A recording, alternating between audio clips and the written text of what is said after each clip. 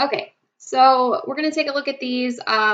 First question we have are cans of soft drinks cost $30 in a certain vending machine.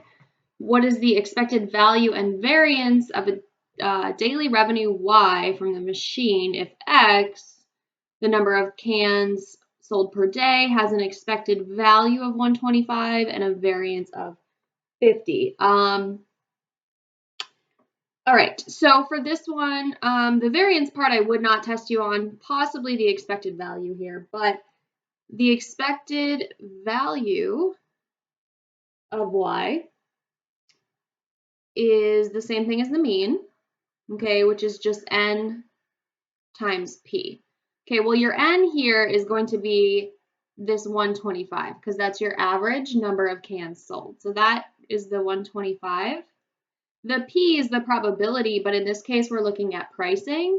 So the probability that you buy 125 at 30 cents, that's going to be the P there. So it's 125 times 0.30, which gives you, I think, 37.5.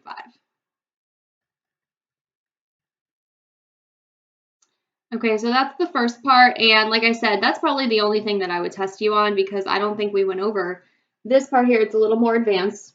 The variance of Y, the way we would figure this out, is going to be that P squared times the variance of X. Okay, so that's going to be 0.30 squared times the variance of X is given to us as 50. Okay, so here you go, 0.3 squared times 50. So it's 4.5. Okay, so that's in terms of the revenue. So that's option B. So what this is saying is you're going to sell an average of 125 cans a day with a variance of 50.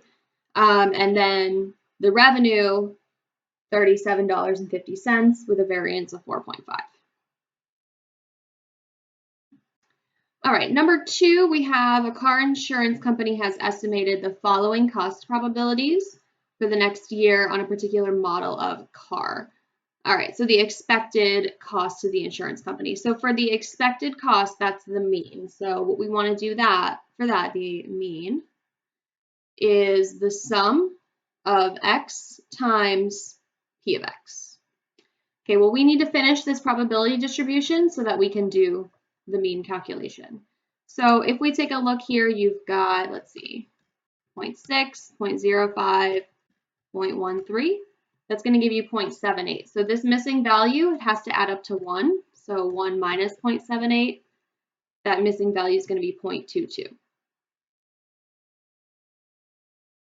Okay, and then we're going to want to do X times P of X. So 0 times 0.6 is 0. 500 times 0.05 is going to be 25. 1,000 times 0.13 is going to be 130. And then 2,000 times 0.22 is going to be 440. Okay, so then we want to add these together to get the sum of X times P of X. Okay, so this was our X. This is our P of X. So if we add these together, we are getting 595.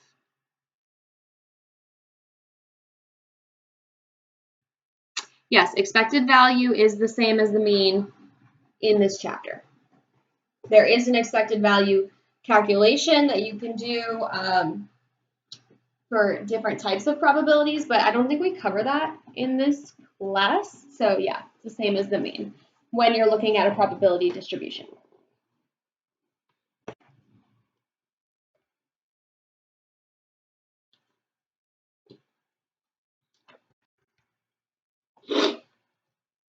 All right, number 3, we have imagine taking a 10-question true-false exam.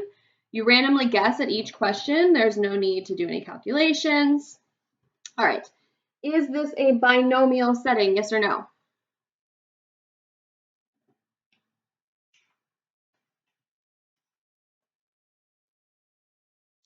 So for binomial setting, you want to check your 4 conditions. The first condition is the trials are identical. Okay, so each question is a question. Okay, just because they're different questions, that's not going to affect anything.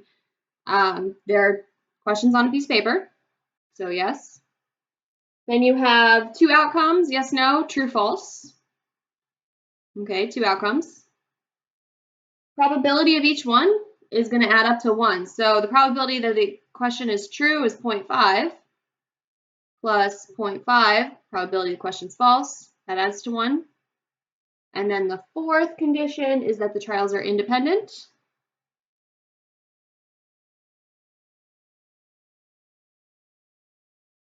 Okay, theoretically, what you get, the answer that you give on the previous question shouldn't affect what you do on the next question.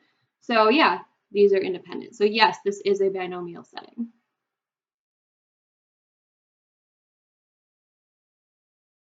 How many questions do you think you would get correct?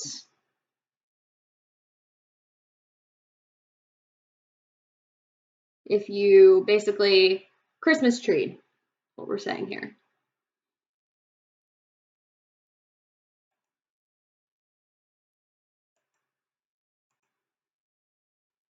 Anybody? You guys can type in. Yeah, I mean, somewhere, yeah, between 25 and 50%. Here's the thing. There's really no right or wrong answer here, but okay, if you're gonna Christmas tree something, here's a little tip. You need to do the same one. You don't go randomly like A, B, like that over the Scantron. Okay, if you're gonna Christmas tree, you're gonna pick a letter and you're gonna stick with it the entire time. So pick A and just do every single question A. You're going to have a higher likelihood of getting those correct if you do it that way, just out of the probability. Okay, so if you did all true, or if you did all false down the paper, really that gives you a higher probability of getting close to 50%.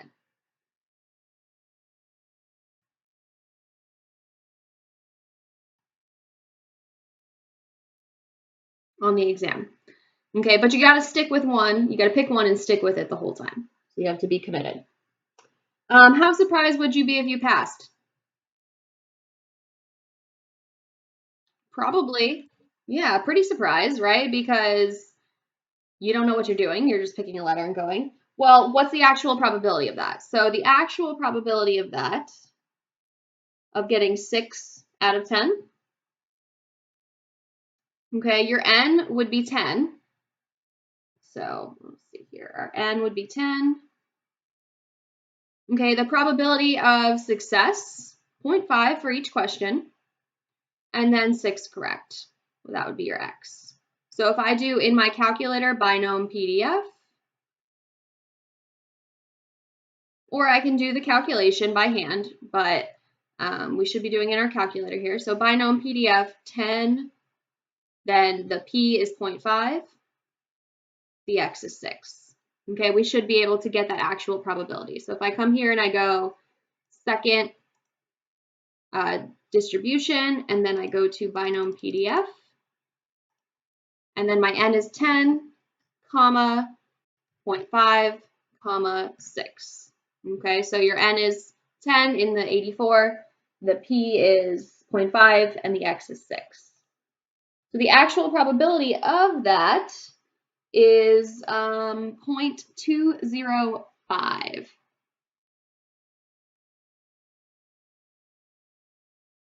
So it's actually roughly about a 20% chance that you're going to pass. Okay, so that's not a terrible odds. It's still definitely less than a 50% chance, but not terrible. Now this one here in A, 9 or 10 out of 10, now that would be pretty surprising. So yeah, so let's look at the probability for that. So we would just change the x value to 9 and 10 for both of these. So binom PDF, you've got 10, 0.5, and 9. Let's see. So second Distribution, binom PDF, you've got 10, 0.5, and 9. So 0.00, we'll go for there, 0098. So yeah, that's like less than 1% chance that you get a 90. What's the chance that you get 100? Let's see. So binom PDF, 10, 0.5, 10. So all 10 correct. So binom PDF, let's see, 10, 0.5, 10. All right, so that is 3 zeros and a 9, 7, or 9, 8. So 0.00098. Very, very, very small likelihood of that. But, you know, I am the type of teacher that might just put every single question the same value. Now, I am going to tell you, I did not do that for this upcoming test. So don't think that I did that as trying to trick you. I did the random generator, but I could see myself doing that for like a quiz or something.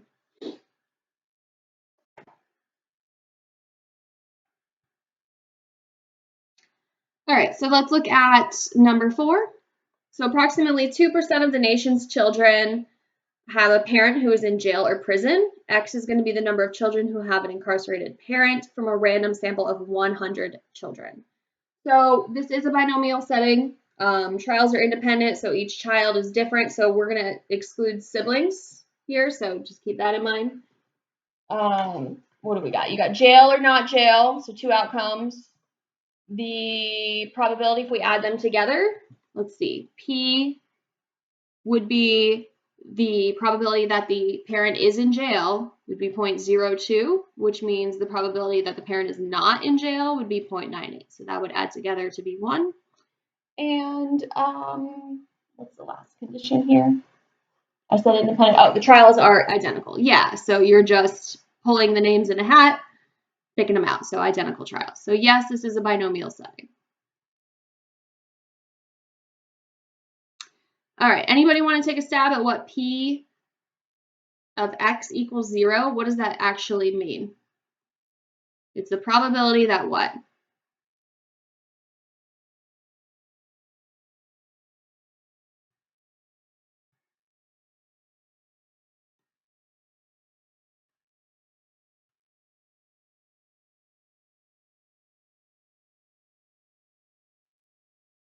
Yes, very good. Yeah, the probability that out of the 100 children, 100 children from a random sample, 0 of them have a parent in jail.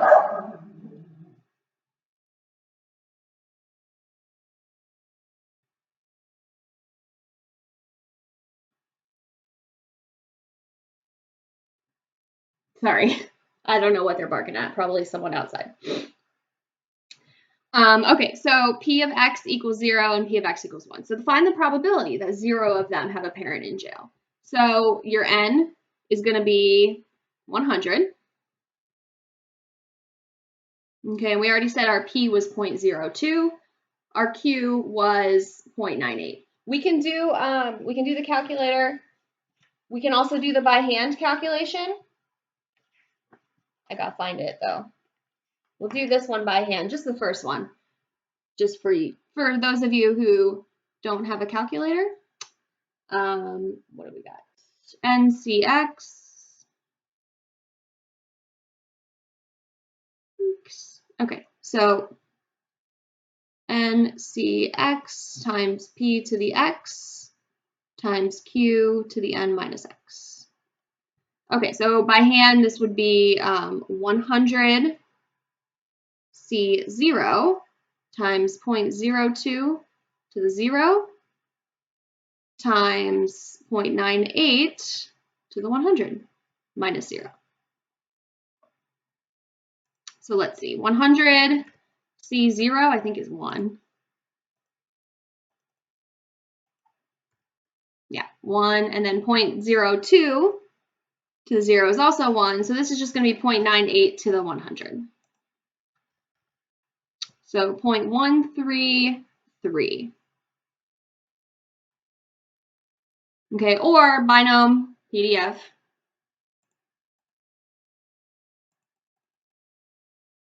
And then your n is 100, your p 0.02, your x 0.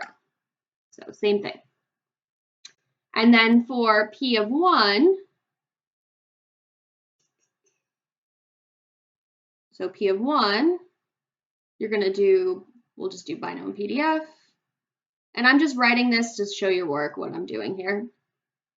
100, 0.02, and then 1.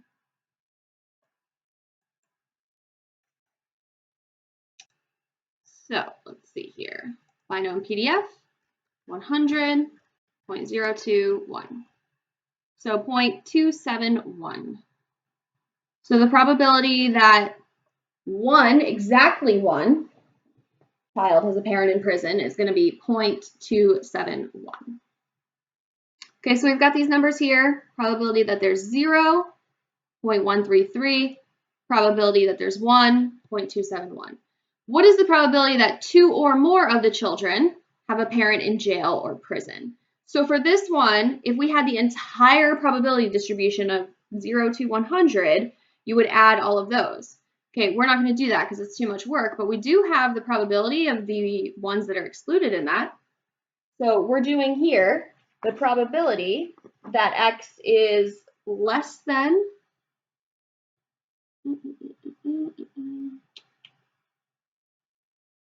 2, or it's greater than or equal to 2. Okay, which means I can do this. 1 minus the probability of 0 plus the probability of 1. Okay, because it's just excluding these probabilities. So if I do that, I've got 1 minus 0.133 plus 0.271. So let's see. 0.133 plus 0.271 gives us 0.404. So 0.596. Okay, so this is just the adding up all of the other probabilities on the table by excluding 0 and 1, because it's 2 through 100 there. So that is the probability that out of 100, 2 or more. Yeah, so 50, roughly 60% probability there.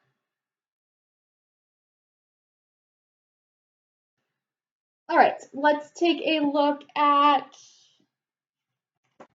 let's see here. Oh, I wanted to show you guys binomial. Oh, no, we won't do that. All right, so consider Caleb the basketball player. In a game, he shoots 10 free throws. On the year, he makes 70% of his free throws. Is this a binomial setting? Yes, it is. We're going to skip the fully explained part. Okay, we're going to assume it's independent, right? We know typically, so this is one of the things you kind of have to assume that is independent. Typically, if you make 1 free throw, you're like, yeah, I'm doing good. You make 2, like, yeah, I'm doing good. So it does kind of affect, each setting. And like, if you don't make it 3 times in a row, you're like, oh crap, I suck. Like your mentality does go into that, but that's another time and place. I mean, that can really be argued for the purposes of this question. Yes, it's a binomial setting. Okay, so assuming that Caleb makes 70% of his free throws and shoots 10 free throws in a game, what's the probability that he will make all 10? So that is the probability that x is equal to 10. All right, so your n, there's going to be 10 free throws. The probability of success, meaning he makes it, 70%. And then our x here is going to be 10. So we can just put this into binomial PDF. And you've got 10.7010. So probability that he makes all 10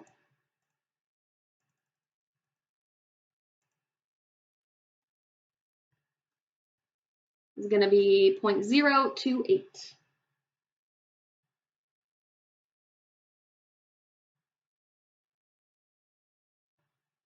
Probability that he makes 7 or more free throws. Okay, so for this one, you have a couple of options. So the long way to do this is to do the probability for 7, 8, 9, and 10, and then add them together, which is perfectly fine. You can do that. There is another command in your calculator. So if you look at second distribution and you go to the binom PDF, underneath it is binom CDF. What that is, this is binomial probability distribution. This is the binomial cumulative probability distribution. So what that's going to do is it's going to add all of the values for you. Okay, so if I wanted to find the probabilities added of, it's gonna go from 0, so it's always going to go from 0. So if I wanted to do p of 0 plus p of 1 plus p of 2 plus p of 3 plus p of 4 plus p of 5 plus p of 6, then I can use the cumulative distribution. So that's what that command is, binom CDF, and you would do n, p, and then it's whatever x, the cumulative x that you're looking for. So I want 0 through 6, that's going to be my x. Okay, so this would be binom CDF. Let's see here. N would be 10, P 0.7, and then 6. So that's going to give me 0.350.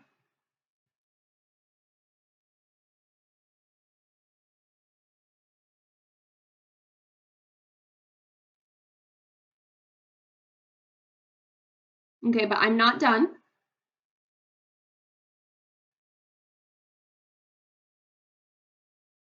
Okay, because that is the probability that he shoots between 0 and 6. Okay, so that's all of those probabilities. I want the probability that he makes 7 or more. So now you're looking at the other end of the table. So if I'm doing this as a table, okay, you've got 1, 2, 3, 4, 5, 6, 7, 8, 9, 10. Okay, I want this probability, but I have this one. Okay, I have that this one is 0.350, which means that this probability is 1 minus 0.350. So now I have to subtract it from 1. So that's going to be 0.65. So the probability that he makes 7 or more, 0.650. The other way that you could do that is find the individual probabilities for 7, 8, 9, and 10, and then add them together. It's just a little bit of a longer process. Okay, but that's what that CDF is for. It adds the probabilities for you.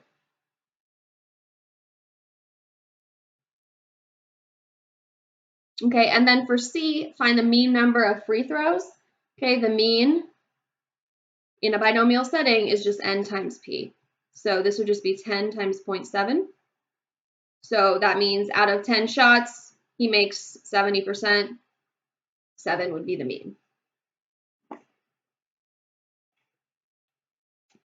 All right, and that's it for the practice problems. Does anybody have any questions?